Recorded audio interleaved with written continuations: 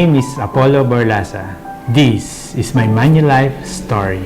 In November 2015, my wife and I met with a friend na Manulife financial advisor, and each of us secured a policy. Yung financial advisor namin, hindi siya yung tipong bebentahan ka lang ng mga policies. Nagsasuggest din siya kung saan magandang mag-invest, at the same time, may protection. Unfortunately, na-heart attack ako noong August 2019. The following day, binisita ako nung agent and I asked him, may makukuha ba ako sa Manulife ko? Sobrang pasalamat talaga namin nung sinabi niya na covered ng Manulife policy ko yung sakit ko. Today, I have fully recovered from my heart condition and now living a healthy and active lifestyle. Last February 2021, kumuha na kami ng isa pang policy for my 15-year-old daughter. We want to secure her future. As parents, an insurance plan is a great investment and one of the best gifts we can give to our children. Sa buhay, maraming hindi sigurado. Pero sure ako na ang Manulife will always be there to secure my family. My name is Michelle Hervaspar. This is my Manulife story. It was in September 2016 when I took steps to get an insurance policy that will secure myself as well as my immediate family. Yung kaibigan kong financial advisor, napaka-patient talaga niya at na-explain sa amin ng mabuti yung benefits ng insurance plan namin. And it is one of the best decisions I've made in my life. Noong October 14, 2020, nag-propose sa akin si Glenn, yung boyfriend ko of 10 years. At hindi ako nagdalawang isip, I said yes. After niya mag-propose, my fiancé and I started planning our wedding. We made sure that we were prepared financially. Because we invested in a Manulife plan early on, I am proud to say that we had a debt-free wedding celebration. Malaking tulong rin na may na-receive akong payout from Manulife 3 weeks before ng kasal namin. Sobrang laking blessing talaga. If you're making a huge life decision like getting married, dapat meron kayong clear financial priorities. Gumawa ng budget plan and syempre, stick with it.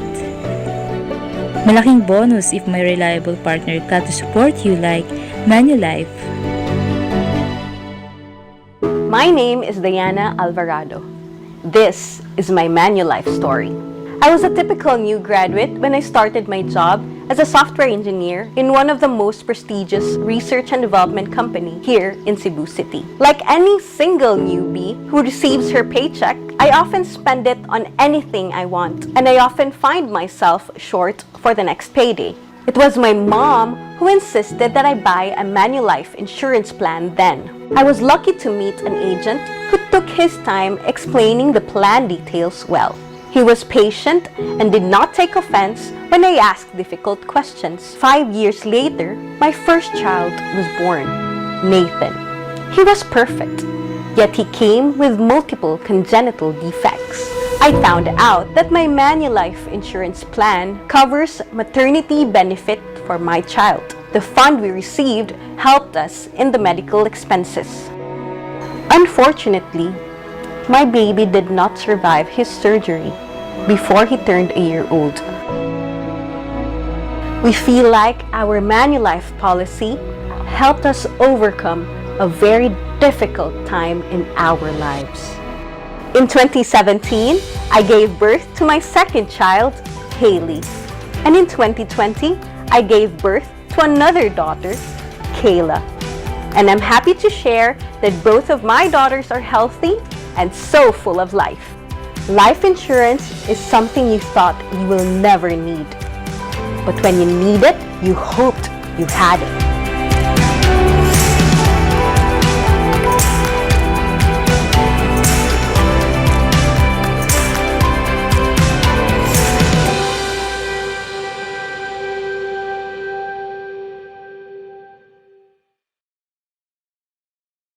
Well, my Manulife journey began really, if we go back to the beginning from when I was born in Taiwan. My parents were both teachers, in my elementary school, there was this like math challenge. And then, so I actually won the prize. That's the first time I ever won something for math. So university life, I decided to live in residence. Canada, even my social circle and friends was very diverse. It made me realize that you can have a very diverse life experience and with a very diverse group of people. And sometimes you feel like you kind of hide parts of yourself, but the more authentic, the more open you are, people can surprise you in a good way. Well, first impression is like, wow, he's a really nice guy, and not to lie, physically, he kind of ticked all the boxes. We talked about it for a while, and everything was aligning. So we want to get married. Having kids was talked about then, and I think once we look at the different options, we decided adoption is where we want to go. We were there for the first ultrasound. I still have that picture. Immediately after Riley was born, we were the one who kind of held her for the first time and gave her first bottle of formula. So yeah, that was. It's not just a job to me. It's a family, and it's a journey that continue to change and evolve. And it's finding the right people to support to kind of make that journey together it's what makes it meaningful. Just worry less, go with the flow, and things work out the way it's supposed to work out, and don't underestimate the power of a simple conversation. It may lead you somewhere else you don't expect.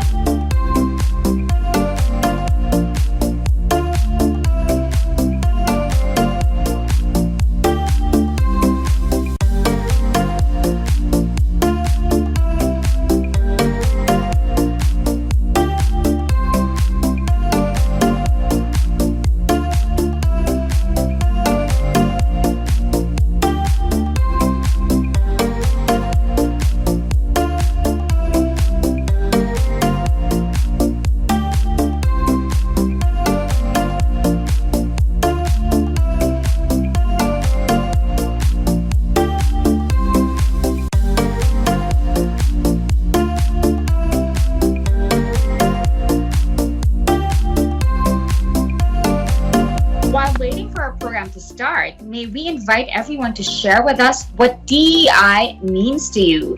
Join the conversation by scanning the QR code flashed on your screen.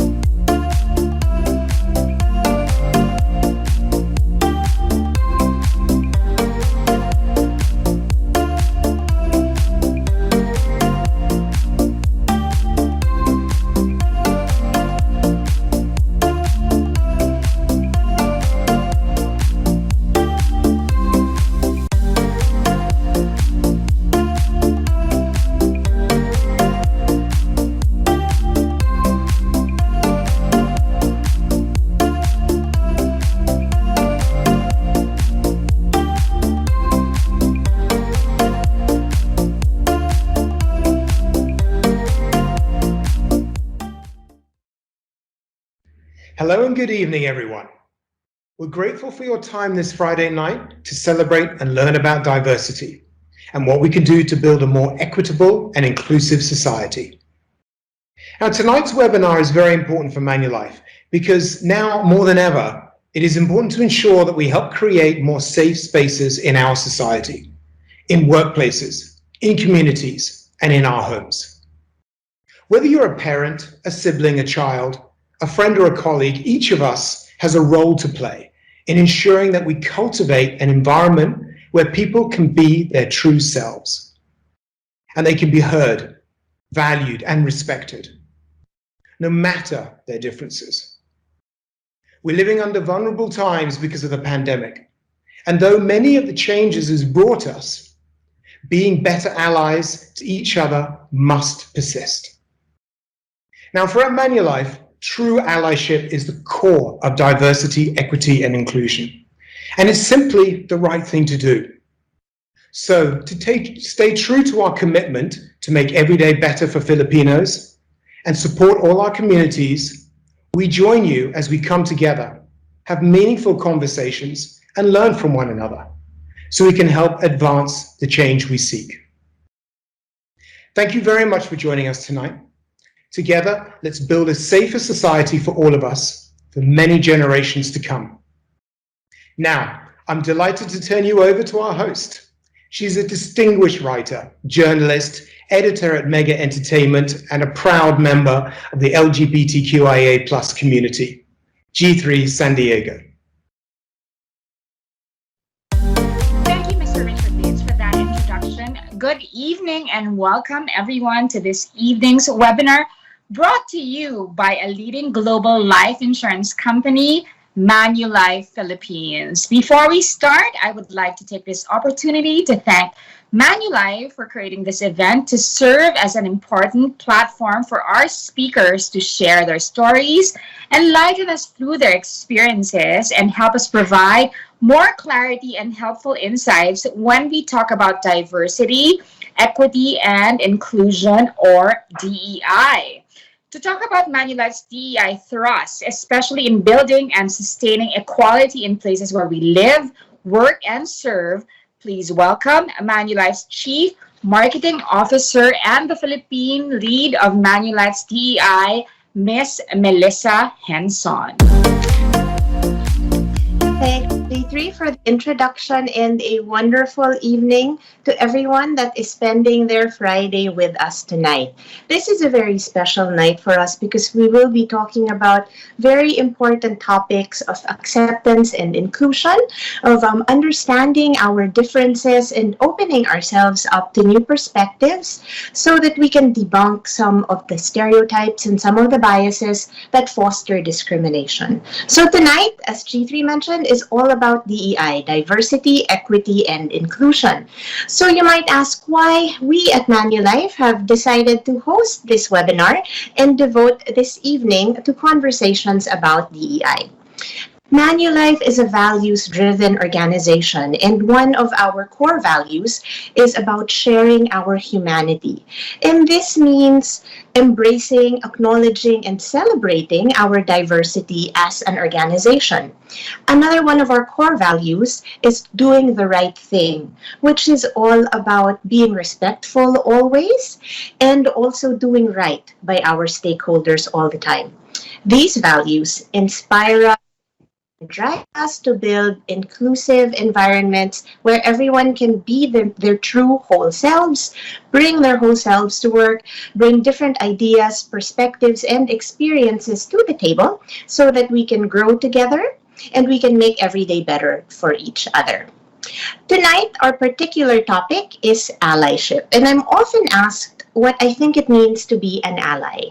What I often say when I'm asked this question is that I think being an ally is about listening to each other, about learning from each other, and seeking to understand each other so that we can reach out, build bridges, grow together, and most importantly, lift each other up. At Manulife, being an ally to us is all about our shared responsibility and our shared accountability and proactively building inclusive communities where everyone can grow and thrive.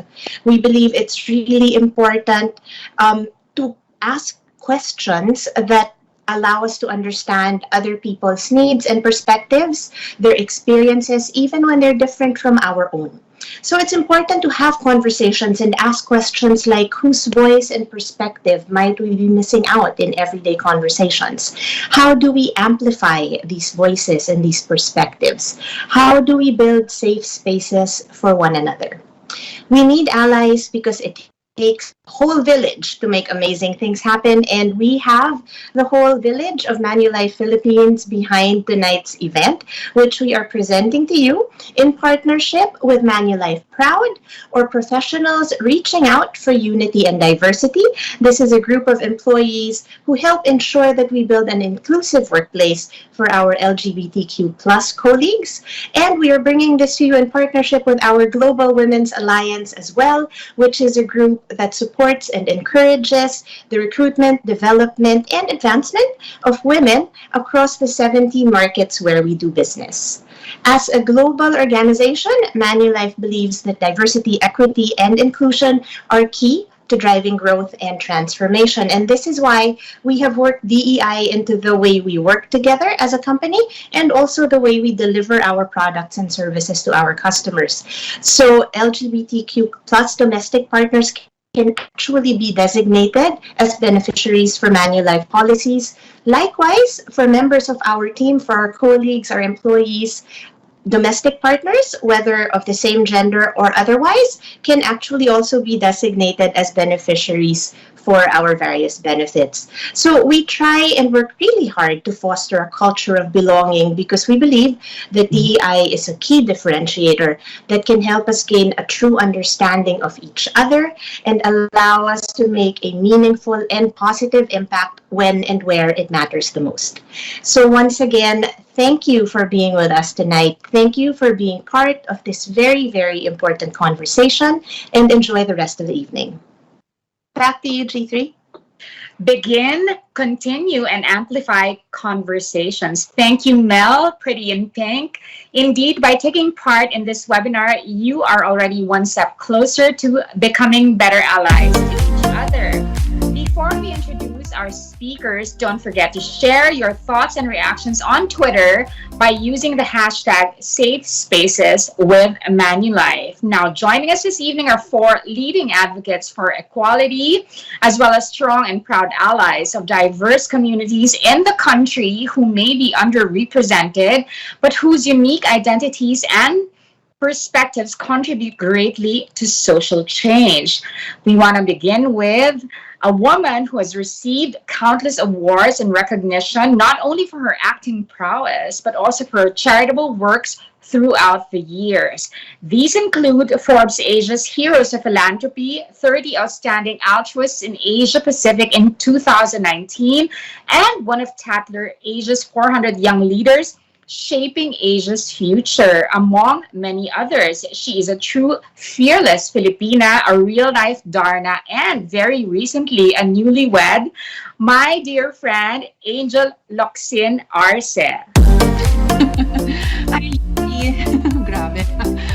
Hello everyone, and thank you so much for joining us tonight, and sana marami tayong matutunan sa isa't isa. Next is a multi-awarded actor, licensed private pilot, musician, a person that does not seem to age. I told him earlier that I've been watching him since Joey and Son, and above all, a loving and supportive father. He was praised by many for being a progressive parent. Let us welcome Mr. Ian Veneracion. Hello everyone. Thank you, G3, for that wonderful introduction. You know, I just realized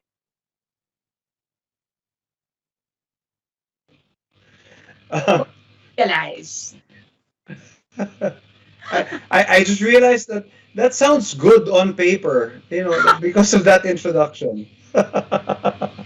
Another successful woman in our panel is a lady who was chosen as one of only 10 UNESCO Global Champions of Inclusive Education in 2020. Our guest was born with Down syndrome, but it did not stop her from achieving her dreams. In fact, she graduated from a regular high school as class valedictorian and finished 3 college degrees. She is currently a preschool assistant teacher and continues to be an inspiration to many Filipinos. Everyone, let's welcome Miss Brina Kei Maximo. Hello everyone, good evening.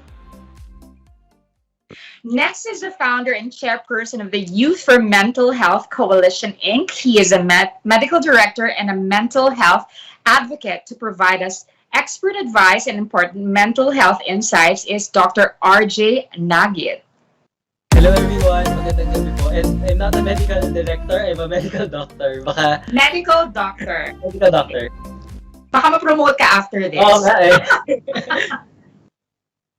Thank you everyone for joining us tonight. Icebreaker muna tayo to start things in a happy light, shall we? Okay?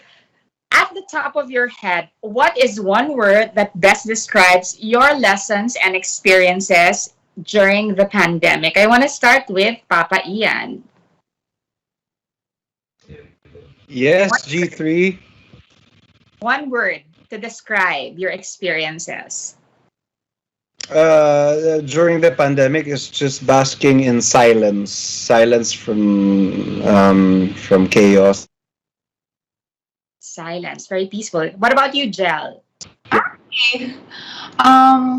Pwede bang yung word na eye-opening? Yun. Yan. Parang COVID-19 definitely slowed us down.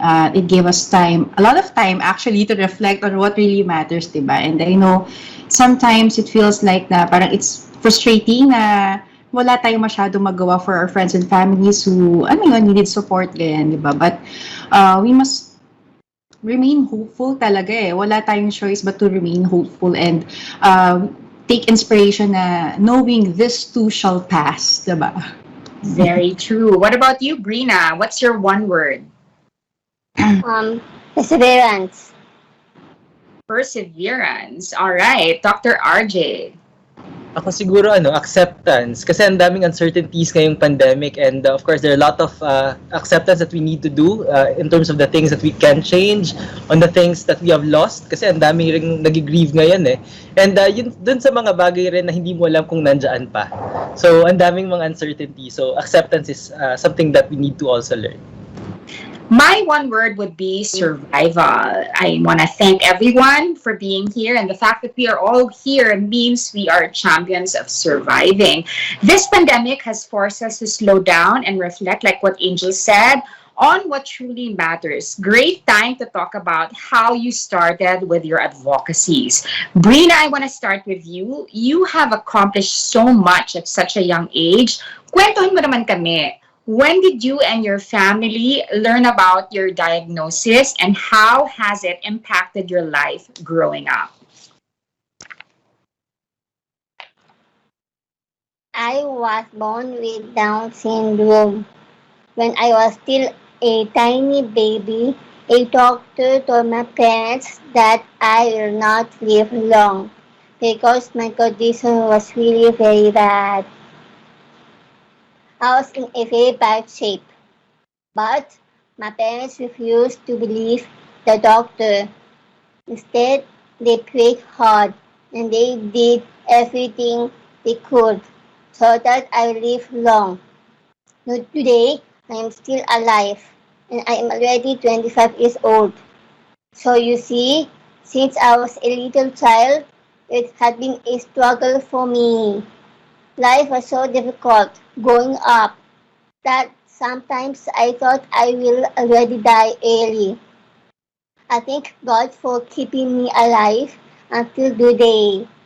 I thank my family, my doctors, and my therapist for taking care of me. And I know that God's grace, I will live long. Amen. By God's grace, you will live long. That's what I talk about when I say survival. You finished 3 university courses. I couldn't even survive with just one. How did you do that? That's amazing. And ano yung naging motivation mo to work hard in school and to keep on learning?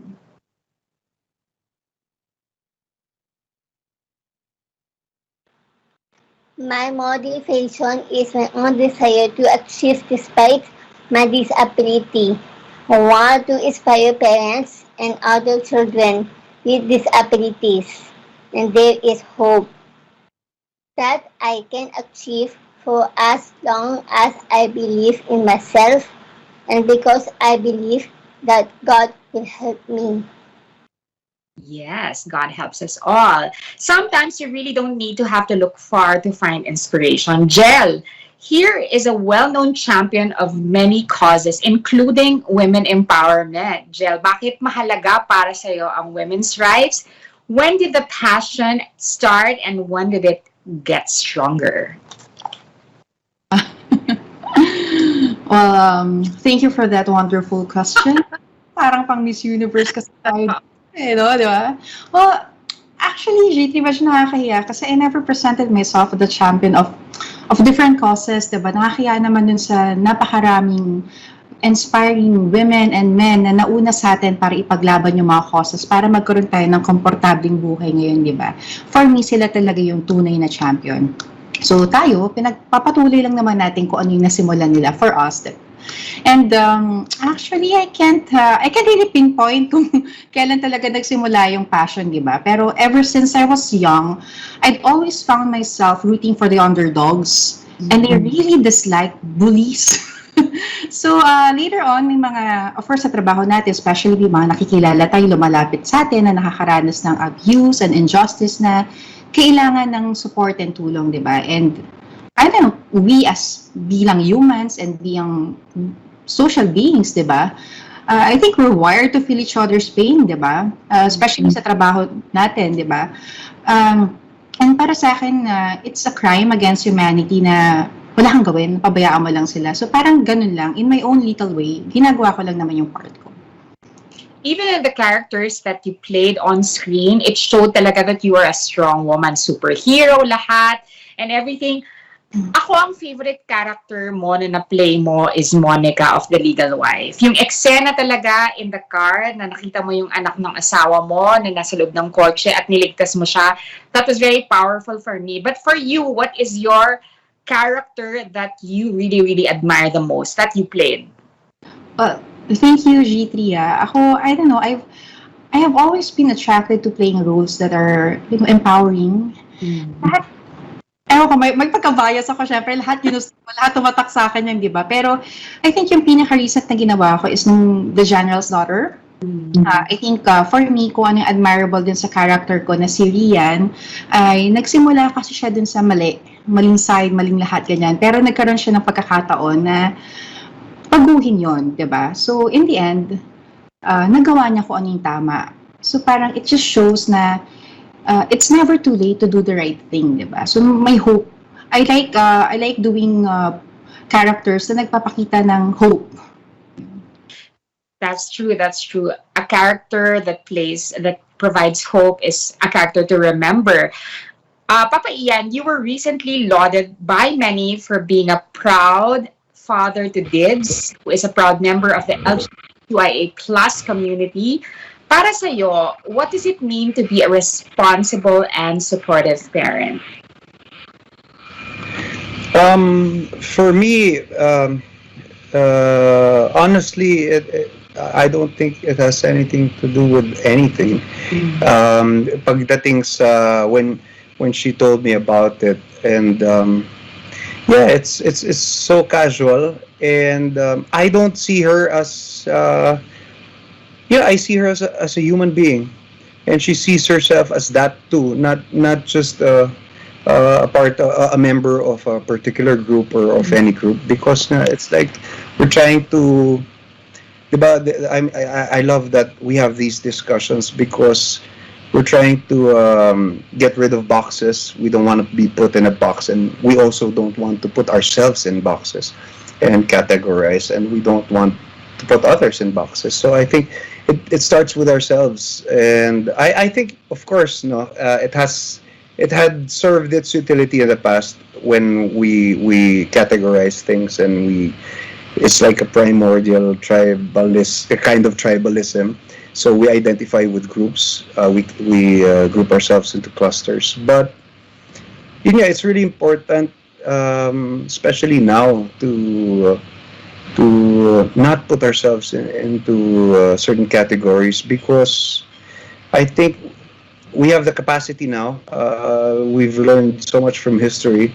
We have the capacity as human beings to expand our consciousness and to kumbaga, to embrace that oneness, and to see with fresh eyes the beauty of the uniqueness of these people, of everyone. And yun when we identify with a certain group, kasi sometimes we have a tendency to alienate others. And I mean, sometimes it goes as far as to it divides people. Sometimes it becomes women versus men. Sometimes it becomes straight men versus gay men. Sometimes it becomes this versus that. It's so dualistic, and I think we have the capacity now to really transcend that and progress forward. So with deeds, it was nothing. It was super casual, and nothing. It's not a big issue. It's like saying I like wearing yellow socks. Okay. Unique and completely the same. I understand what you are saying. I mean, like, all coming out stories are very important. They're very personal. I wish there will come a day when coming out stories are no longer necessary. But I want to ask you, how did Dids come out to you? One day she was teary-eyed and she said, "Dad, can I talk to you?" I said, "Sure, sit down." And she said, "I like girls." And I said, "Yeah, me too. I like girls too, no? Girls are awesome." And she was laughing and I was laughing. And she said, "So it's okay?" I said, "Yes, just never ever be apologetic about it, not to anyone, not even to me. Because that's your... I mean, a person's capacity to love and a person's capacity to feel pain has nothing to do with their sexual preference. It's the same as, has nothing to do with their skin color or where they were born. I mean, it's so irrelevant, and it's, for me, okay, parang thanks for informing me, but it's really irrelevant." So she was really happy about it, of course. Of course, yeah. Not all parents react that way. That's very cool, actually, and very accepting and embracing. At the onset, I want to share my own coming out story. I didn't actually have a coming out story because, you know, growing up, it was pretty obvious. I mean, like, my parents didn't have to ask me, or I didn't have to come out at the dinner table or anything like that. I was very effeminate growing up. My coming out story came later on in life because, you know, I started to transition at 16 years old. And I was really wondering, why do I feel this way? Because, you know, I studied an exclusive school for boys. And I was like, more than anything, I just feel so different from them. And then when I realized who I was, I started to live life comfortably as a woman. My coming out story was very different. It was when I came out as a trans woman. Because for you to feel different all your life, and suddenly you come into a mold where people accept you as a woman, then finally coming out with your truth that I am not cisgender, I am transgender, then you subject yourself to a lot of scrutiny, a lot of rejection. Then that's when I needed courage to actually come out as a trans woman. So that was officially my coming out story. I didn't come out as a gay boy. I didn't come out as a woman. I came out as a trans woman. It was a very fashionable coming out thing because it was through a magazine editorial. And I want to thank, you know, the magazine for that. But, you know, that was my coming out story. And it's true what Papa Ian said, having a supportive environment matters talaga. I want to ask Doc RJ, why do you think DEI conversations are important? Paano ito nakakaapekto sa mental health at well-being natin? Well, of course, DEI is very important, no? Kasi alam natin that stigma, discrimination, and the stereotypes that come with it all create barriers, no? And alam natin na yung DEI not only confronts our identities as individuals, but it also challenges the existing power imbalances, no? Yung mga economic and even yung other mga power imbalances na nakita natin. And of course, all of these create unnecessary non-existent walls and division among people. And pag mas lalong lumalala yung ganoong klaseng division, it creates a sense of othering. Parang nagiging iba yung ibang tao sa sarili natin. Kaya nga, minsan yung turing natin sa mga hindi natin kaparehas ay parang hindi tao, 'di ba? Ganun yung nakikita natin ngayon. Merong general sense of othering where of course doon nagsisimula yung people tending to hurt other people, nagkakaroon ng gender-based violence. Yung mga ganong issues can be linked pag hindi ganun ka-sensitized yung mga tao to DEI. And of course, yung isa sa mga gusto pa nating i-highlight is yung mga walls na to affect our ability to seek support from other people around us. Kaya nga natutuwa ako ng mga merong parents like Ian kanina na sobrang cool niya no doon sa pag-come out nung anak niya. And for me, parang I remember a very close friend tell me na when you come out, it's not just coming out, but it's also coming home. So yung paghahanap ulit ng bahay doon sa dating hindi mo ma-express yung sarili mo, isa yun sa mga important na component no when we talk about mental health. And sometimes yung mga social stigma, yung mga stereotypes na yan can come into us, no? Pwede natin sila ma-internalize, and that's what you call self-stigma. So yung mga negative na mga stereotypes, yung mga negative connotations dun sa specific group na yan, nagiging reality sila. They tend to become self-fulfilling prophecies. Kaya nga important talaga na ma-address natin yung stigma because it's directly linked to our mental well-being.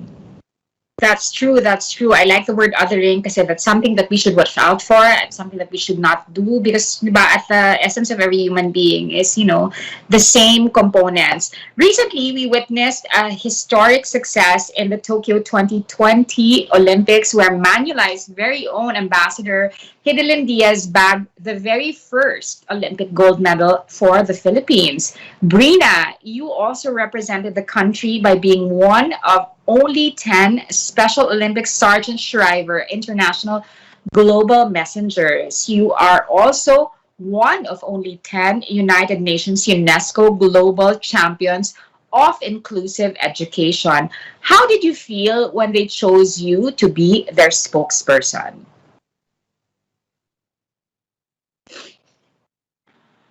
I was very happy when I was chosen as one of only 10 Special Olympics Sergeant Shriver International Global Messengers from all over the world. I traveled around the world to inspire people and promote courage, hope, acceptance, and dignity of people with intellectual disabilities. The United Nations chose me as one of only 10 UNESCO Global Champions for Inclusive Education, which is my advocacy. They said that I am a good example myself, having graduated college because of inclusion. I have Down syndrome, and because my IQ was very low, it's a contribution to my parents that I may not even finish grade school.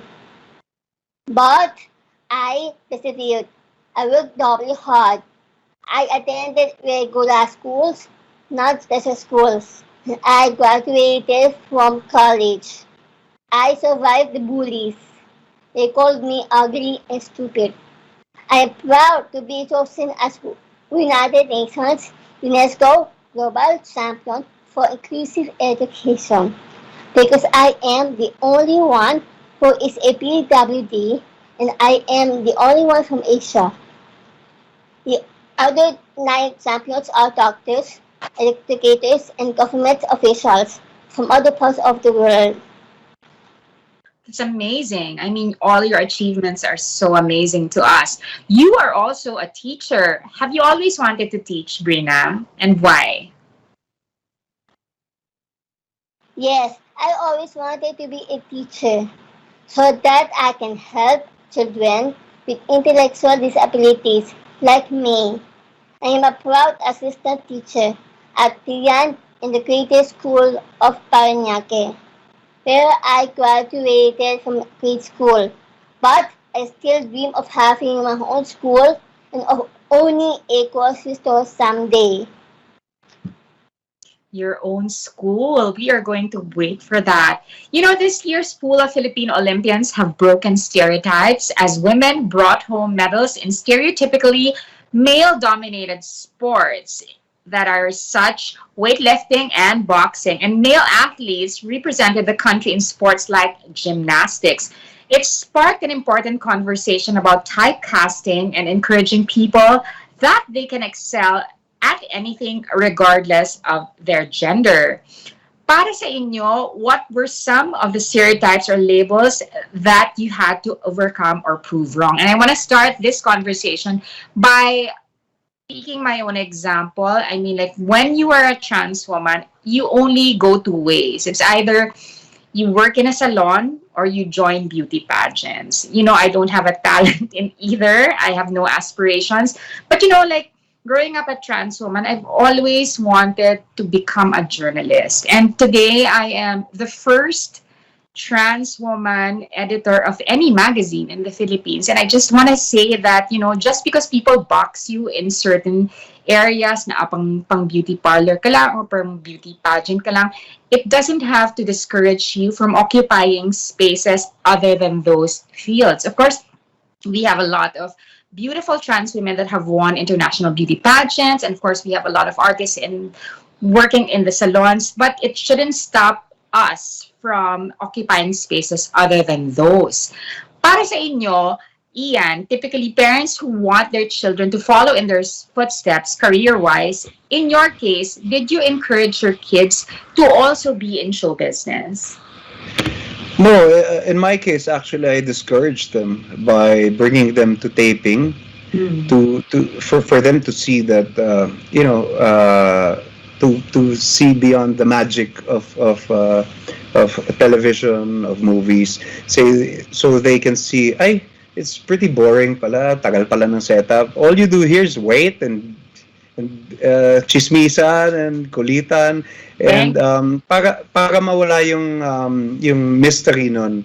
And yun, pero I have no problems if they want to, if they find it interesting. Kaya lang, I also don't want to deprive them of their own journey. Kasi syempre, pag pumasok sila sa field, kung nasan ako, I'm going to, as a parent, of course, I'm going to act like a padrino. I'm gonna call my friends and, uy, kunin mo naman yung anak ko, you know. And I don't think it's good for them, really. That's why I'd like them to carve their own path. And just like myself, it's a source of my confidence also that I know I had no padrino in showbiz. I don't come from a family of showbiz. So parang when it's that way, kasi you have to you have to do your homework. You have to be nice to people. You have to do your job well. It's it's based on competence, not based on the people you know. So, and I think it's very important for any person to gain confidence from that, knowing that sila yung gumawa talaga ng sila yung responsible sa sarili nilang career. So that's one of the reasons kung bakit ayoko mag-showbiz yung mga anak ko. But if they really want to, it's okay also. But of course, si Bibs is sort of in the performing arts, diba? She is also in music. So you have that in common. So I assume like at home, you also jam, diba? You share your talents to each other. Parang bonding session yan.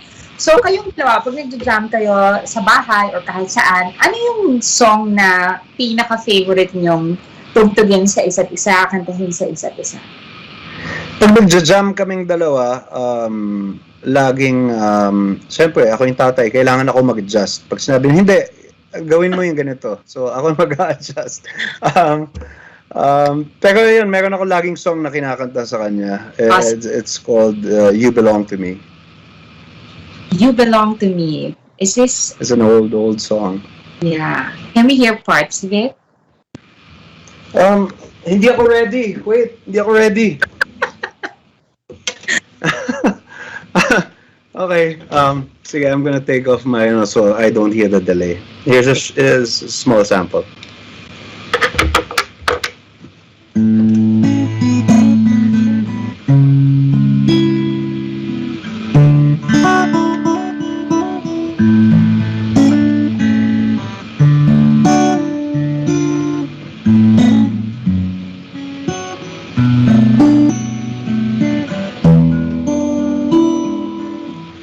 See the pyramids along the Nile.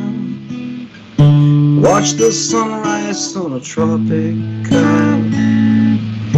Just remember, darling, all the while you belong to me. See the marketplace in old Algiers. Send me photographs and souvenirs. Just remember when a dream appears, you belong to me. I'll be so alone without you. Maybe you'll be lonesome too, and blue. Fly the ocean in a silver plane. See the jungle when it's wet with rain. Just remember till you're home again,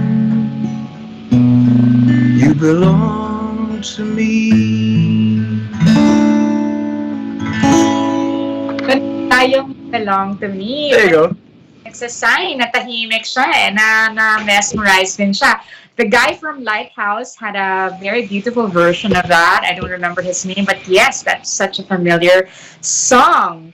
For Angel naman, if you could have one of Darna's superpowers in real life, what would it be?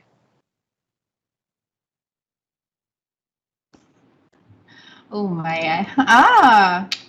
I guess makaka-relate kung sabihin ko na yung the ability to fly, di ba? Parang lahat tayo curious kung paano yun yung, lalo na ngayon, para makaiwas ka sa traffic, tipid ka sa gas, sa pamasahe, di ka malilin sa trabaho, di ba? So, perfect lang yun. But, I wanna go back to sa premise ng Darna. Kasi si Darna kasi, hindi siya magiging Darna kung hindi dahil kay Narda, kung hindi dahil yung pagiging pure and selfless ng character niya. So, I think kung anyone sa atin, kahit na sino sa ordinaryong tao na kung meron kang kapasidad para maging selfless, kung ayaw mo yung minaapi, kung kaya mong i-prioritize yung kabutihan ng ibang tao, I think anyone can be a hero eh. Kahit sino sa atin pwede maging superhero in your own way. That's true. That's true. Siyempre, apart from playing Darna, you've played very, very empowered characters. Ano yung mga natutunan mo in your life sa mga babaeng ginampanan mo throughout your career? What should, women take to heart? For me, siguro, madami yan di ba? Pero, isa sa pinaka-importante talaga yung always be true to yourself and alamin mo kung ano yung totoo. Know what's real. Kasi it's easy to get lost sa glitz and glamour ng industriyang ito, diba? At kaya kailangan mo, you have to know and find what's real and who is real. That's true. It's hard to find something real in an industry like ours.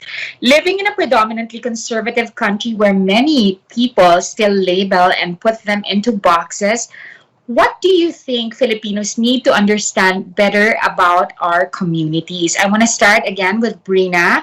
What do they need to understand better about persons or children with disabilities? I wish that all children with intellectual disabilities like me be sought with unconditional love and that people accept us for what we are. I hope for total acceptance and inclusion in schools and in society. I wish that people accept us for what we are, respect us, and treat us with dignity. Please do not call us names like stupid, moron, idiot, mongoloid, or ugly, because it hurts our feelings. Please do not bully us. Please believe in us. We can do more and be more. That's true. That's true. Sometimes kids can be so mean. And I think it's going to start with parents talaga, how you teach your children to accept people with differences who are different from you, who might, seem to be different from who you are. And of course, I also want to share, what society needs to better understand about the LGBTQIA plus community as a representative here. I mean, I think the bottom line is, we share the same humanity. No matter, how different you feel we are from you, no matter how you try to make us invisible, just because, we make you feel uncomfortable. It's just, the basic, knowledge of, us all being human beings. Yun na lang eh. At the very core of every person is, a human being very similar from you. So that's just really what I want people to understand about our community, that we may, love differently, we may look differently, but in the core of all of us is really the same humanity. Ian, may mga instances ba na nag-confide sa'yo si Dids about her own encounters of discrimination? There was a time, kasi she's very athletic and she's a good football player, soccer. And there was a time sa school that she wasn't allowed during PE to play football with the boys because the girls had a different activity, and she was like, no, it's unfair, blah, blah, blah, blah, blah. So she was really furious about it. And I told her to do something, to talk to her teacher or, act responsibly and manage her temper. And, as a father, I of course, I want to make my child safe. Pero more than that, I want them to be strong. I want to prepare them because there are so many, marami pa silang pagdadaanan. They will have to slay so many dragons in their lives. And I cannot be there to protect them all the time. So they need to be assertive. They need to stand up for themselves and learn how to manage adversity responsibly. And so I told her to deal with it on her own. I think that's an important thing to teach our children also, to be responsible how they handle situations, that they're responsible for their thoughts, their actions, their words, their emotions. And yun nga, because marami pang may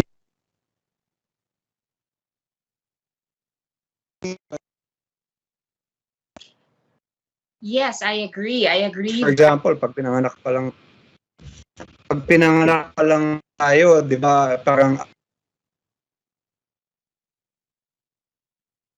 alam mo na at some point in their life, they would probably encounter someone who's racist against Filipinos. Pero what do? Do we protect them our whole lives? No. We make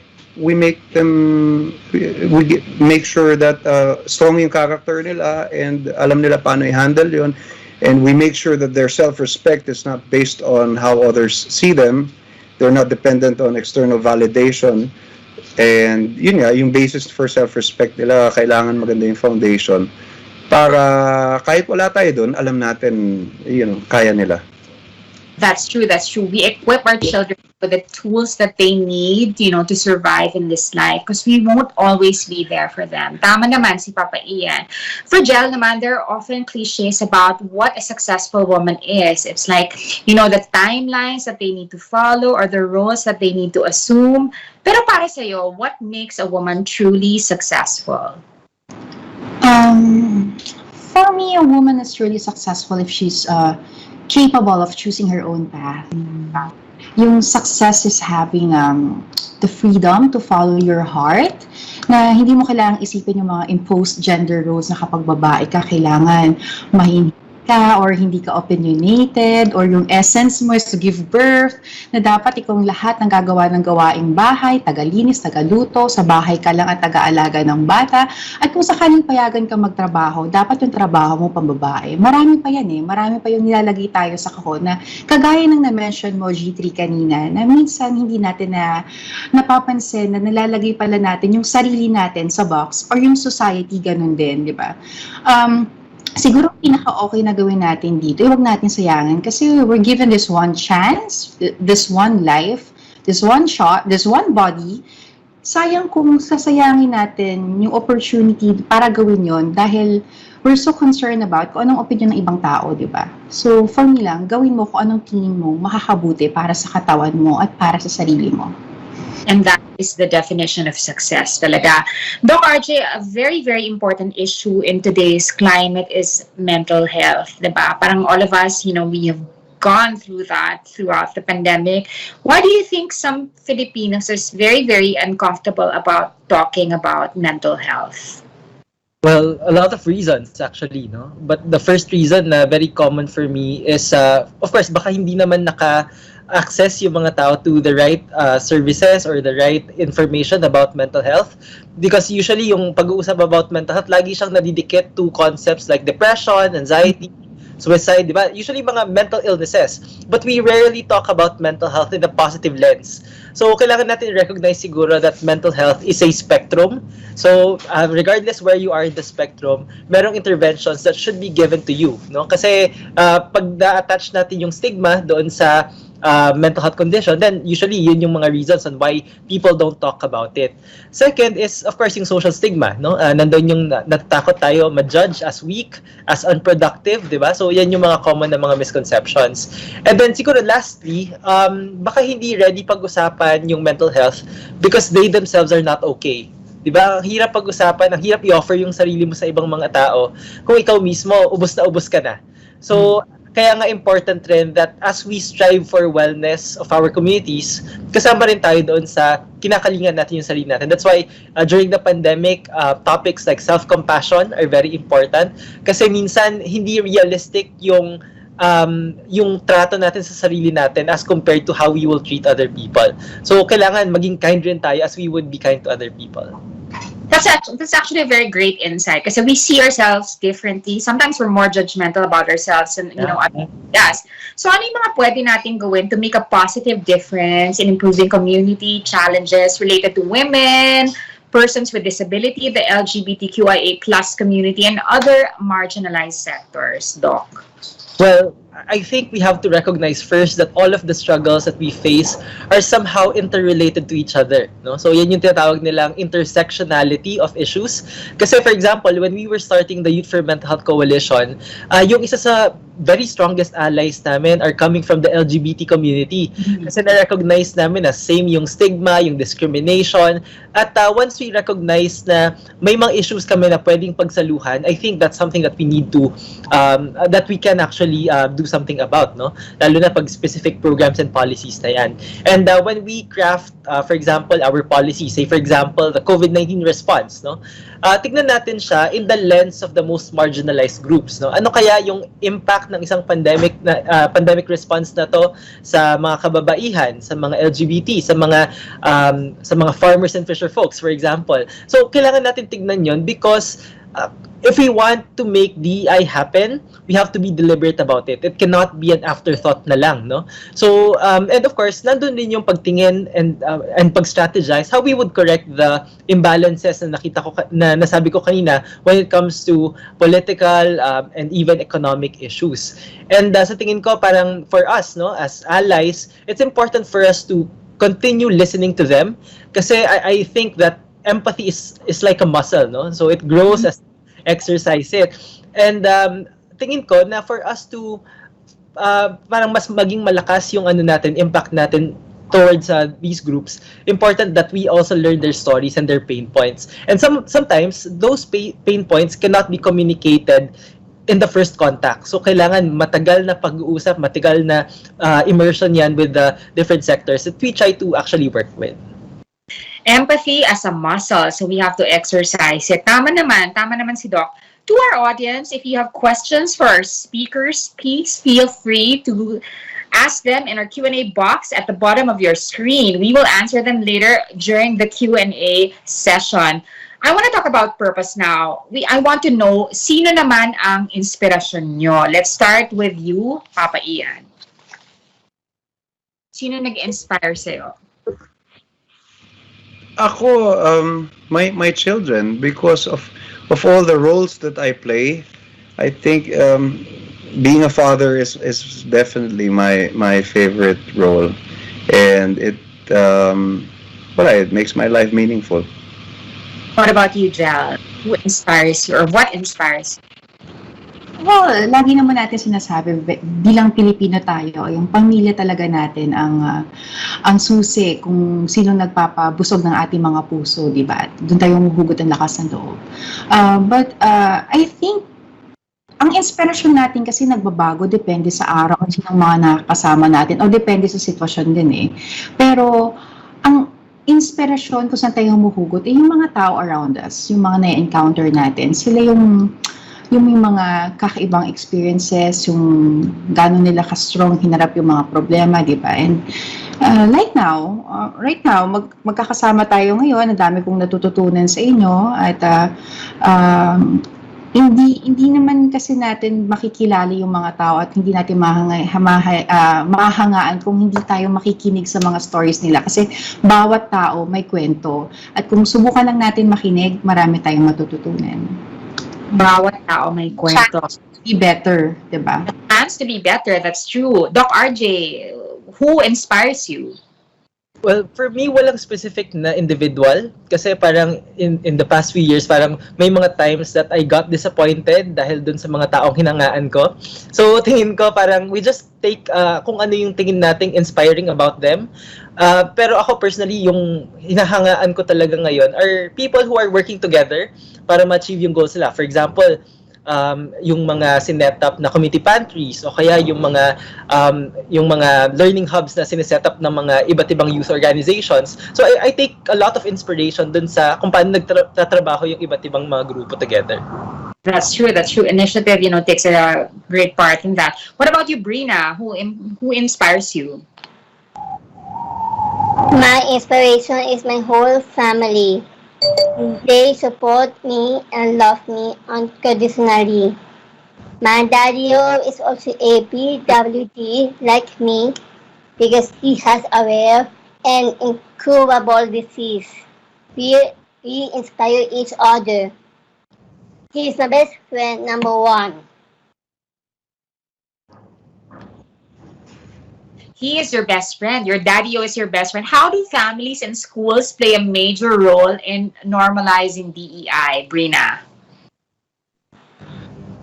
Family is very important because they will defend you against bullies. And family will help you with the problems. Family will accept you for who you are. That's true. Your family is the first to accept you. Tama naman yan. Papa Ian, anong pwede natin gawin to make a big impact in the long run? Like ensuring parents raise their children more confident about themselves and support people who are considered different. I think it's really important to start with ourselves because we can be open to other perspectives if we ourselves are not open to it. And the sense of responsibility para maipasa natin sa kanila, we have to be also sa sarili natin responsible when it comes to not putting people in boxes, na being open to different ideas, to discussions, and maging magandang example tayo sa mga anak natin, and hopefully ganun din sila para happy sila. Jel, paano naman natin ma-encourage ang mga kababaihan to stand up more for themselves? I firmly believe that education plays an important role. Dapat siguro habang maliit pa lang, ang mga magulang sa bahay tututuro na hanggang sa yung mga guro sa paaralan naman, kailangan ituro na sa kabataan ng kanilang karapatan, pati yung mga kakayahan nila bilang isang individual. Kailangan din natin magbasa, mag-research, and then i-share natin kung anong kaalaman natin sa ibang tao. Actually, ngayong pandemic, makikita talaga natin na tumaas yung bilang ng domestic violence against women and children. Nag-average tayo ng 8 kababaihan ang nakakaranas ng sexual abuse ngayong nasa gitna tayo ng community quarantine. At of course, alam natin na marami pa din yung underreported kasi marami pa sa atin ang hindi pa alam kung saan kukuha ng lakas ng loob para tumayo at to stand up for themselves. So, tayo, bilang may kakayahan naman tayo, siguro I think let's allow ourselves to be a refuge sa mga lumalapit sa atin para humingi ng tulong. Let's create a safe place for everyone. Kung saan mang sektor, dapat well-represented tayong lahat. Of course, that includes men, diba? For men naman, how can they stand up for equality and defy unfair expectations brought about by the macho culture, Jel? Oh, Kuya Ian, you wanna discuss?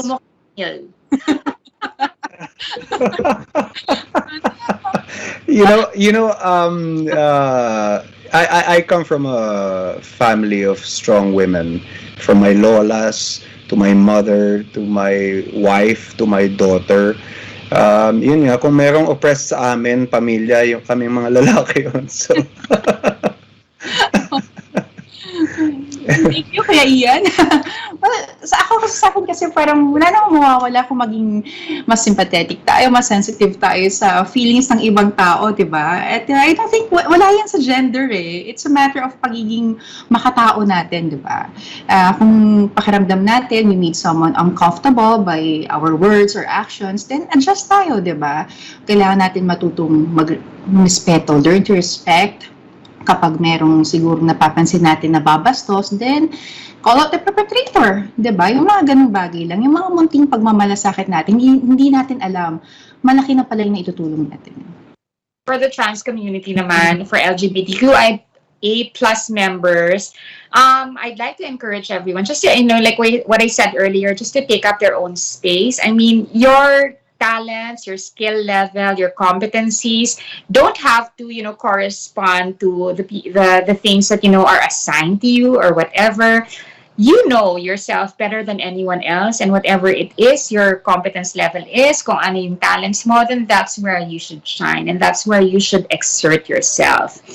Guys, before we proceed to the Q&A, we'd like to first acknowledge the presence of our friends from the media. I want to acknowledge our friends from the Philippine Star, Manila Times, Daily Tribune, U.PH, Metro.Style, When in Manila, Click the City, Wonder Mag, Corner Magazine, Boy Racket, Lifestyle Portal, Lionheart TV, and Trend Hotspot. All right.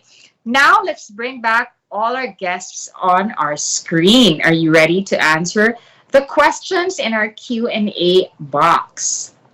Are you ready, guys?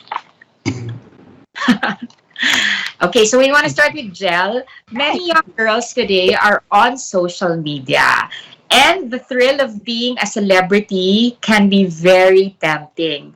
Anong advice mo sa kanila? How can they grow up an empowered woman? Kasi diba syempre ngayon, like if you're popular on social media, they equate it to worth.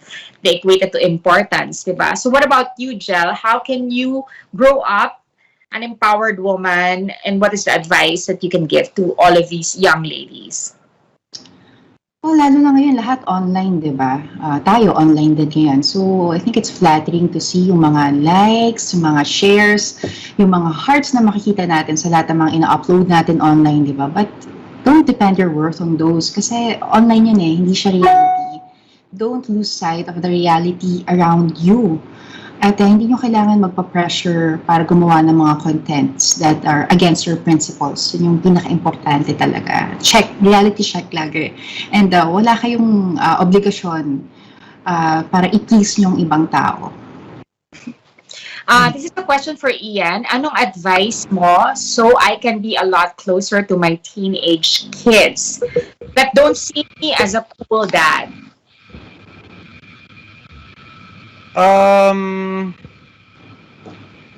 It's hard to give specific advice to someone. But I'll just share how I am with my kids. I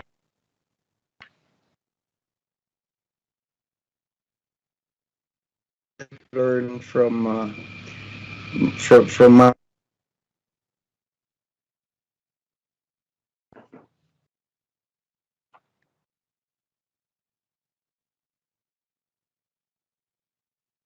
Okay, I wanna go to Brina now. What do you do to recharge yourself naman? What are your favorite hobbies and activities? Hello. Can you hear me, G3? Yes, I can hear you now, but Brina is going to talk first.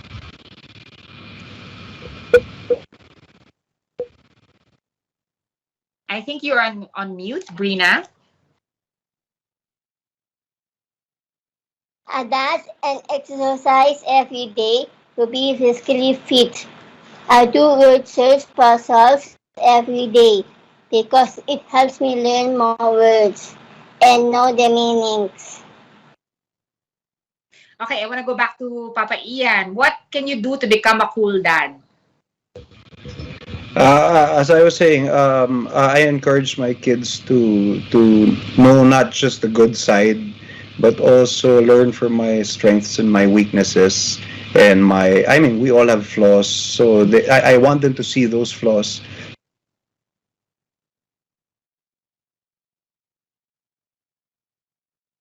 Can you hear me? Yes, I can hear you now.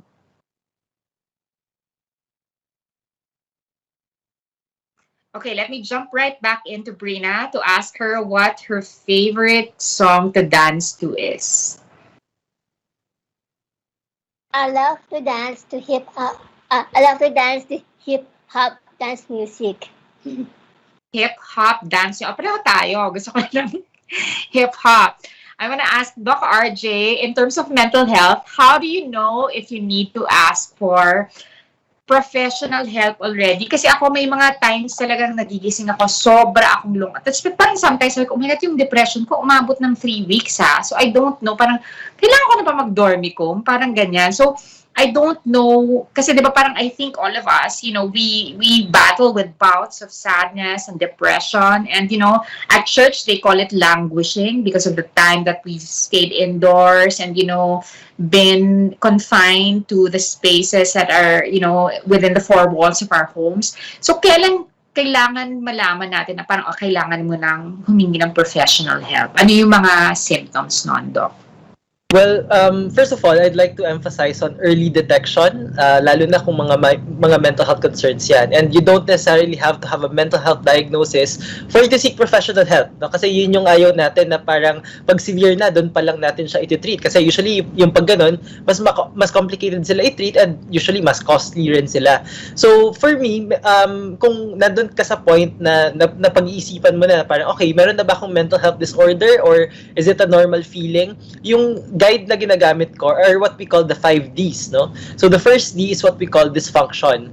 So kung ikaw, for example, you're working, naapektuhan na yung work mo, tapos kung estudyante ka, naapektuhan na yung performance mo sa school, then probably it's a sign that you might need to seek additional support already.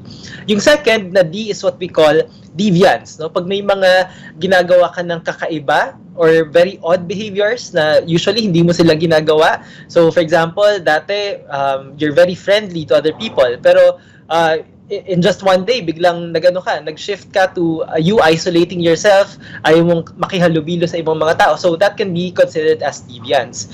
And of course, yung third is distress, no? So pag kunwari, yung nasabi ko kanina na dysfunction, hindi ka na nakaka-perform sa school or sa work mo, tapos ikaw parang numb ka, hindi mo maramdaman na merong negative impact yun sa'yo, then probably there's a disconnect between your external environment and your internal emotional state. So pag merong disconnect, then probably baka kailangan mo na ng professional support.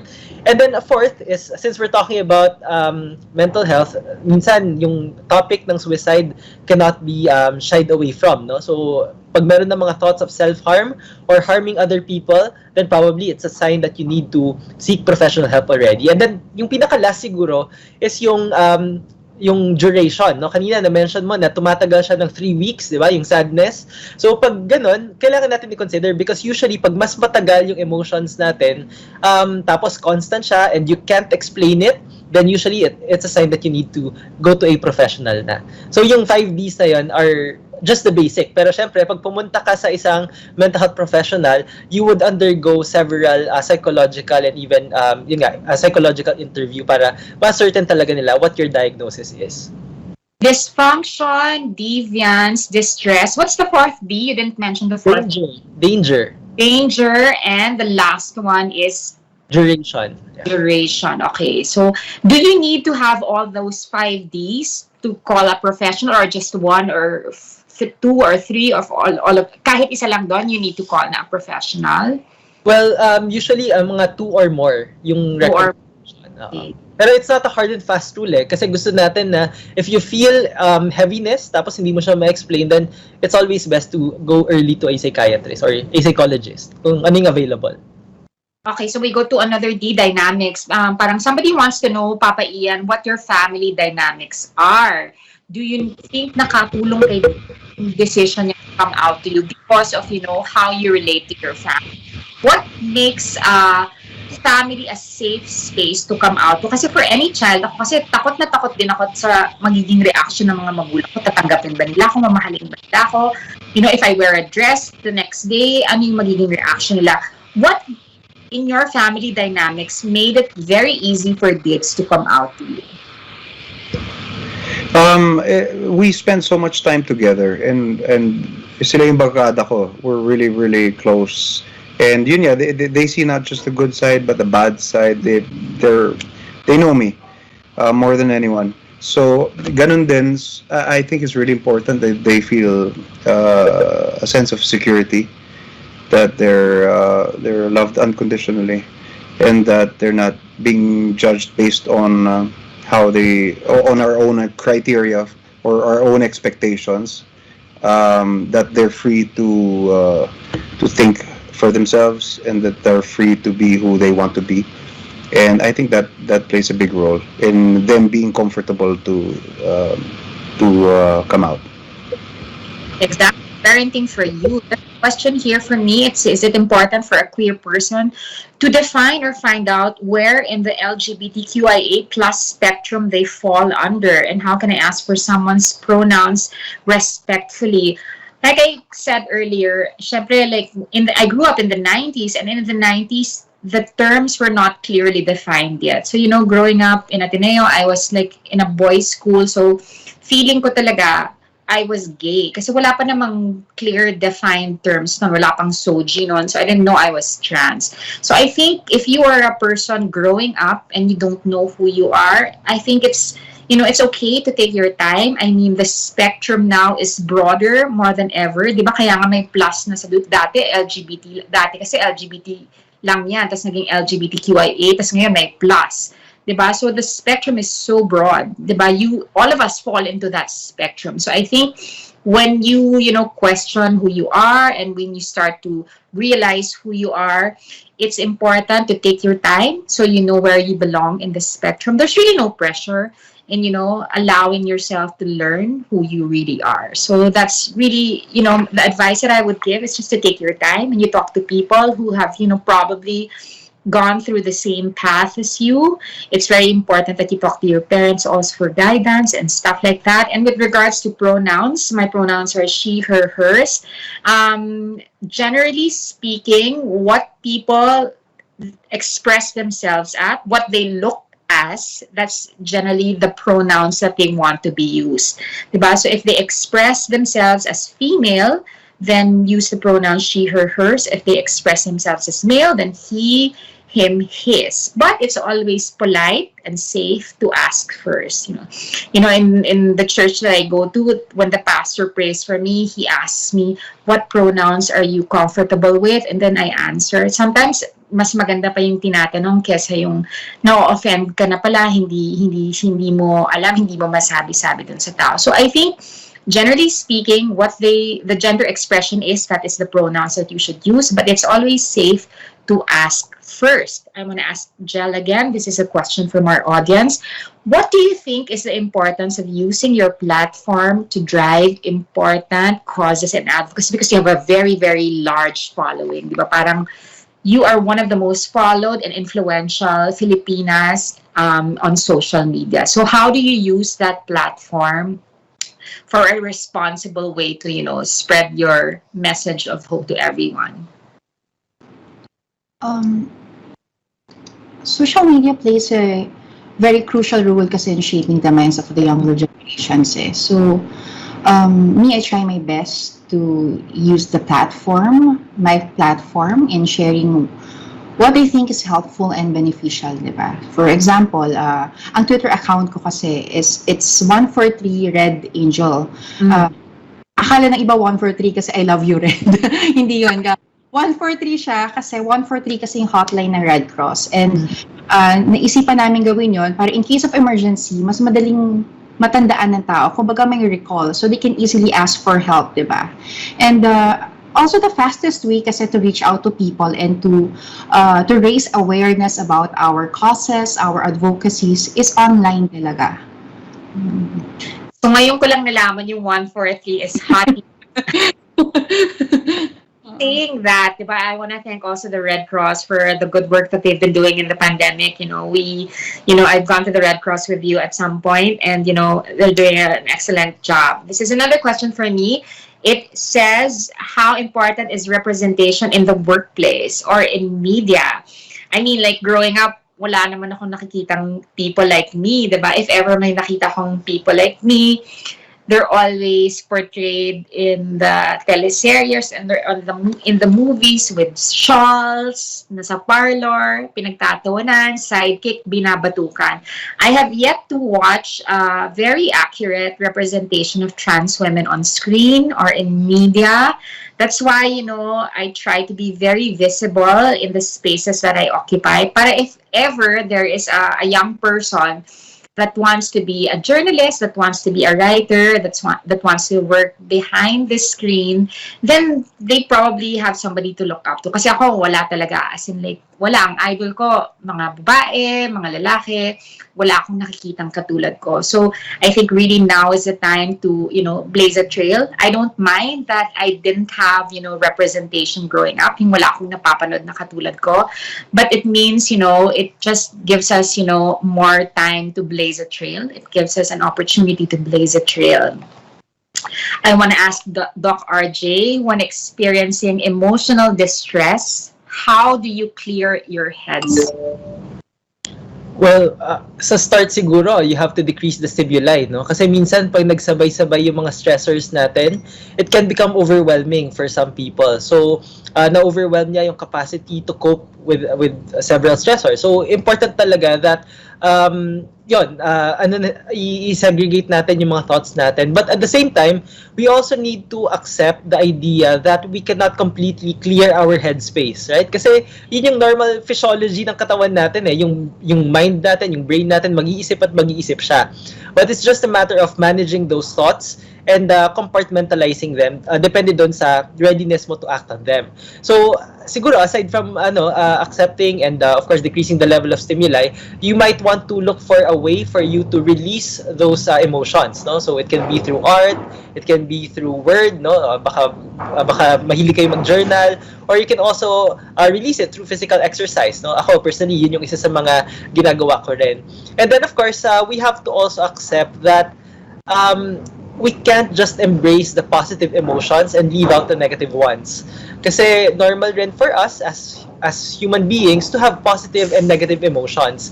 And minsan, pag nandun ka sa situation na sobrang negative, sobrang andaming mga challenges, it's normal for you to feel bad, no? It's okay for you to feel frustrated, to be angry. So, the more kasi that we shelf our emotions, the more likely silang tumatagal. So, important talaga that we acknowledge our emotions kasi babalik at babalik sa yung emotions as long as you don't put a lot of energy dun sa pag-accept sa kanya. Accept your emotions, embrace your feelings. I think tama naman yon. For everyone, what makes you proud of being an ally? Kasi ako, like a lot of people say, oh, I'm an LGBT ally, I'm an ally, I'm an ally. What an ally means to me really, and this is my definition of being an ally, it doesn't mean, that you have gay friends or you have gay relatives, children, parents, whatever, that makes you an ally. For me, that's not an ally. An ally for me is somebody who will not stop fighting until their rights are equal to yours. 'Di ba? Hindi mo pwedeng sabihin ally ka dahil marami kang kaibigang gay or may anak kang lesbian or meron kang mga relatives na trans. Being an ally for me, the true definition is really when you do not stop until the rights of others are equal to yours. That is an ally for me. What, guys, makes you proud of being an ally? And I want to start with Brina. An ally to, people that are in the marginalized communities. What word defines you as an ally? That I have quite a number of achievements despite my disability, but I really worked very hard. That you pray hard. Tama. I mean, we really, really rely on our abilities, to be able to relate to people. What about you, Jel? What makes you proud of being an ally? To be an ally of a community driven by love is an honor. If you feel one with them in their struggles, ibig sabihin nun, tao pa ako, di ba? Makaramdam ako, may malasakit ako sa kapwa natin. Kasi wala akong pakiramdam sa nangyayari sa paligid natin, di ba? Kung merong tao may pinagdadaanan na kahit papaano napagaan ko sa maliit kong paraan by making them feel na hindi sila nag-iisa sa journey na yon, para sa akin, that's priceless. That's true. What about you, Papa Ian? What makes you proud of being not just a father, but an ally to the community? I think the fact that I'm always willing to be supportive and to fight oppression against women, children, the elderly. It doesn't matter. Oppression happens to everyone, and not only that, but to encourage people.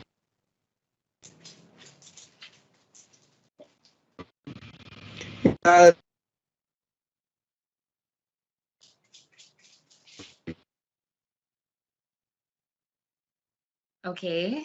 To start with myself and hopefully Start with yourself. Okay, so we want to move on to Doc RJ. What makes you proud of becoming an ally, of being an ally? Well, if you would listen to the Greeks, meron silang sinasabing different types of love, and what they say the highest form of love is what we call agape, because it extends beyond you, beyond your immediate circle. So sa tingin ko, yun yung nakaka-proud to be an ally, to be part of something na hindi ka naman ikaw yung directly na magbe-benefit. So, yun, ang ganda lang ng feeling na ganun yung pananaw natin about advocacies, because at the end of the day parang yung sector pa rin naman yung nagsusulong nung kanyang rights and of course yung liberation niya as a person. So I think it's important for us to recognize that as allies. Okay, so I think we still have a lot of great questions from our audience, but unfortunately that's all the time we have for this evening. I want to check muna baka there's one question for each that we want to ask. So 2 questions from the audience. First, I want to start with Angel. What's your advice to young girls who are afraid to speak up because takot silang mabansagan na too strong for a girl?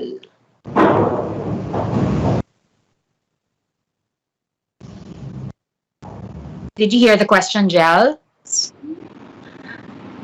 Too strong for a girl.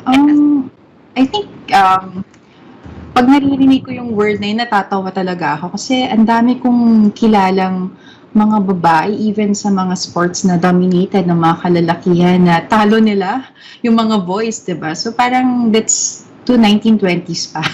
Parang nasa 19 na tayo. Parang nasa year 2020, magto-22 na tayo, guys. So parang napaka-backward pa rin talaga. But ako, be proud. Huwag kayong parang wag niyong i-consider yung worth niyo depende sa opinion ng ibang tao, di ba? And isipin niyo lang yung girl power. And siguro pinakasimpleng bagay kung paano ko itong may explain na lahat naman tayo, nagagawa lahat yan pantay-pantay. But we girls, nagagawa natin yun eh. Pero naka-wear pa tayo ng 5 inches na heels, diba? So, mas magaling. Di naman sa panganak, parang mas kaya lang natin yung challenge sa panganganak sa ganyan. Mas kaya natin ang pagtitiis kumpara sa boys, diba? Mas malakas sa atin na mga kalalakihan, aminado naman ako doon. Pero yung pagiging matiisin natin at matyaga, I think mag-a-agree naman mga boys natin dito pag sinabi natin yun. So, tyaga lang. Natatawa si Papa Ian. I guess on that note, we're going to ask for our panelists for their final words. I want to start with Brina. What are your final words in making people understand, our communities, how, they can make every day better for themselves and the community? What are your final words, Brina?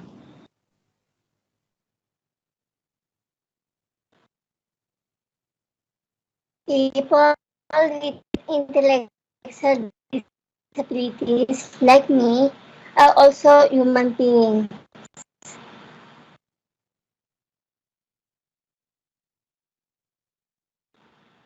And I want to ask, yes, go ahead, Brina. Do you have something to add? People with intellectual disabilities like me are also human beings, and we should be treated with dignity. Please believe in us, because we can do more and be more if only give us the chance. We can do more and be more given the chance. What a beautiful final message. What about you, Doc RJ? Are any final words for people who are watching us tonight? Well, siguro, I'll relate it to mental health, no? Kasi ngayong pandemic, sobrang na-challenge talaga yung mental health natin as individuals at as a group. So, dalawa, no? Magpahinga at magpahinga, no? So, yung magpahinga, meaning rest, no? So, it's actually taking care of ourselves because yun nga, hindi talaga natin maalagaan yung ibang mga tao kung tayo mismo ay hindi okay. And at the same time, we also need to realize na yung pag-iis ng burden ng ibang mga tao is also our responsibility in a way.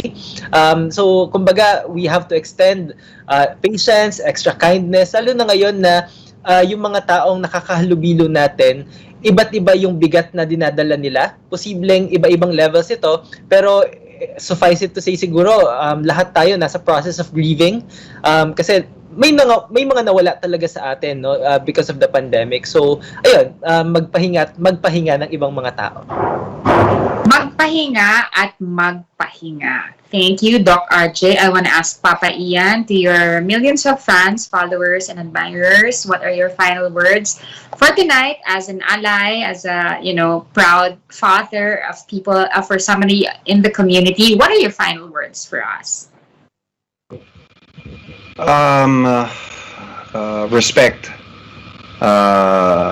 love, compassion, and we're all here as temporary visitors, so it's really, really important that we coexist in the most harmonious way possible, and it starts with ourselves. Yourself, compassion really. For her final words for tonight, the people that are listening and watching us, what can you say to them? Well, siguro paghalu-haluin ko lang lahat din ng sinabi ng mga fellow advocates ko here dito, and mabubuo natin yung love your neighbor as yourself. Para hindi natin itrato ang sarili natin at ang kapwa natin na may pagmamahal at respeto. Huwag natin kakalimutan yon, and always do what's right, and everything's gonna be all right. Last ko na yun. Okay.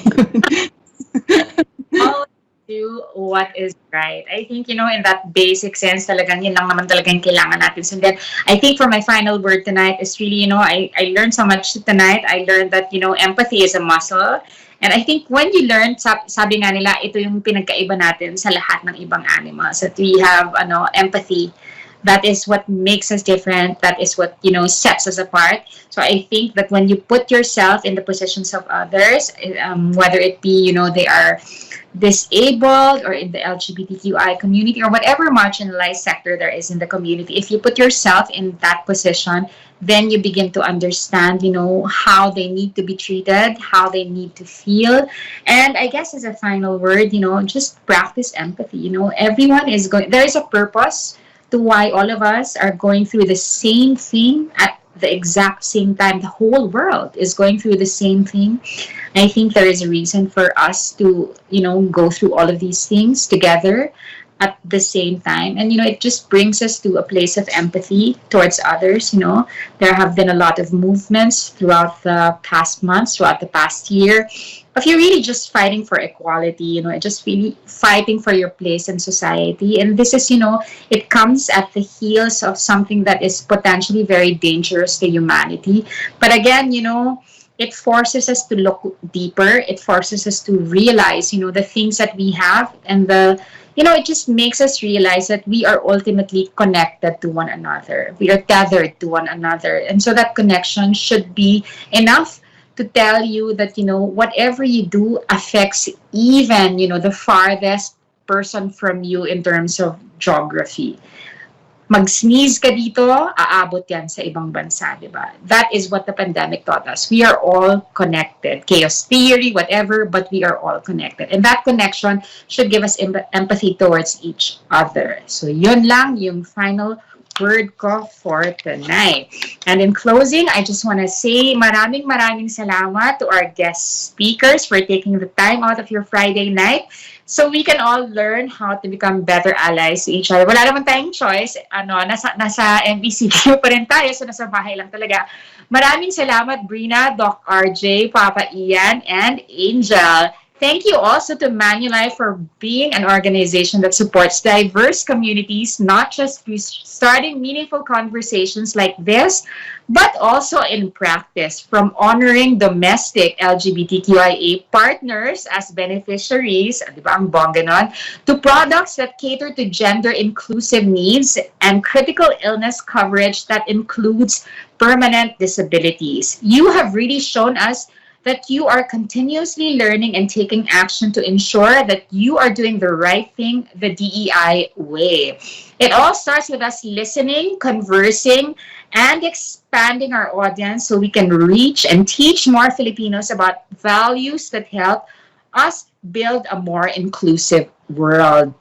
Please continue this important conversation on Twitter by using the hashtag #SafeSpaces with Manulife. Make sure to like and follow Manulife Philippines social media pages for the latest updates. We'd like to hear your feedback on this evening's webinar. Scan the QR code on screen and answer our 2-minute survey. It has been a pleasure hosting for you. I am G3 San Diego. My pronouns are she, her, hers. Remember that by creating safer spaces that allow us to rethink and debunk stereotypes, we share our humanity, we can help build an inclusive world and make every day better. Thank you and stay safe, everyone. Bye, guys.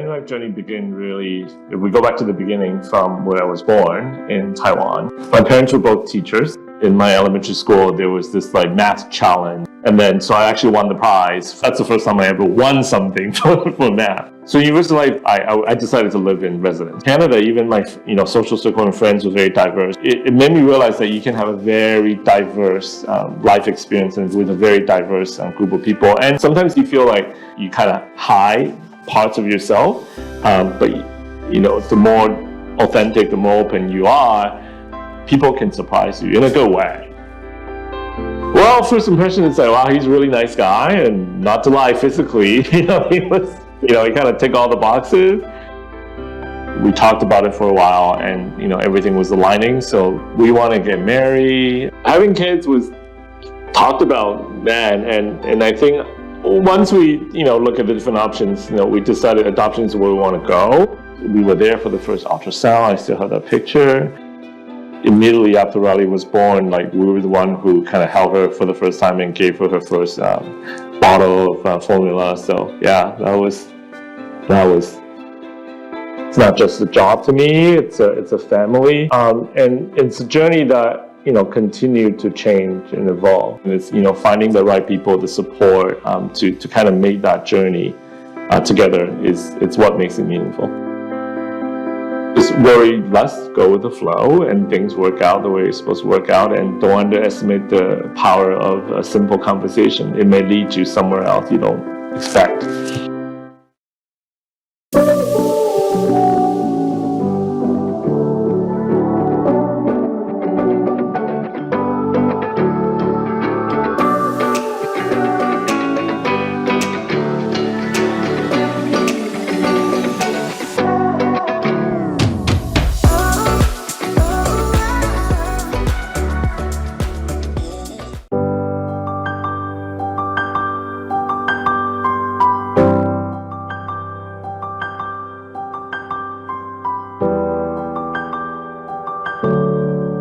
My name is Apollo Borlasa.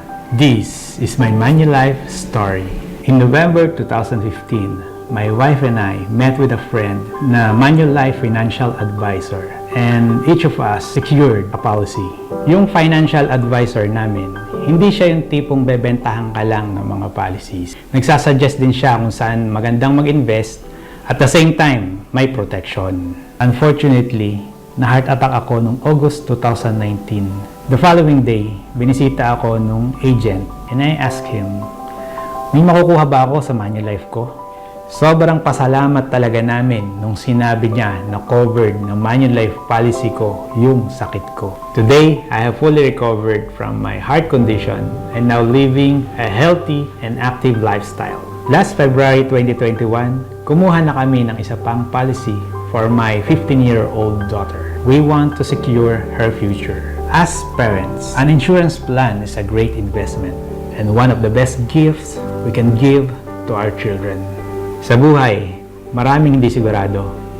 Pero sure ako na ang Manulife will always be there to secure my family. My name is Michelle Hervaspar. This is my Manulife story. It was in September 2016 when I took steps to get an insurance policy that will secure myself as well as my immediate family. Yung kaibigan kong financial advisor, napaka-patient talaga niya at na-explain sa amin ng mabuti yung benefits ng insurance plan namin. And it is one of the best decisions I've made in my life. Noong October 14, 2020, nag-propose sa akin si Glenn, yung boyfriend ko of 10 years. At hindi ako nagdalawang isip, I said yes. After niya mag-propose, my fiancé and I started planning our wedding. We made sure that we were prepared financially. Because we invested in a Manulife plan early on, I am proud to say that we had a debt-free wedding celebration. Malaking tulong rin na may na-receive akong payout from Manulife 3 weeks before ng kasal namin. Sobrang laking blessing talaga. If you're making a huge life decision like getting married, dapat meron kayong clear financial priorities. Gumawa ng budget plan and syempre, stick with it. Malaking bonus if may reliable partner ka to support you like Manulife. My name is Diana Alvarado. This is my Manulife story. I was a typical new graduate when I started my job as a software engineer in one of the most prestigious research and development company here in Cebu City. Like any single newbie who receives her paycheck, I often spend it on anything I want, and I often find myself short for the next payday. It was my mom who insisted that I buy a Manulife insurance plan then. I was lucky to meet an agent who took his time explaining the plan details well. He was patient and did not take offense when I asked difficult questions. 5 years later, my first child was born, Nathan. He was perfect, yet he came with multiple congenital defects. I found out that my Manulife insurance plan covers maternity benefit for my child. The fund we received helped us in the medical expenses. Unfortunately, my baby did not survive his surgery before he turned a year old. We feel like our Manulife policy helped us overcome a very difficult time in our lives. In 2017, I gave birth to my second child, Haley. And in 2020, I gave birth to another daughter, Kayla. And I'm happy to share that both of my daughters are healthy and so full of life. Life insurance is something you thought you will never need. But when you need it, you hoped you had it.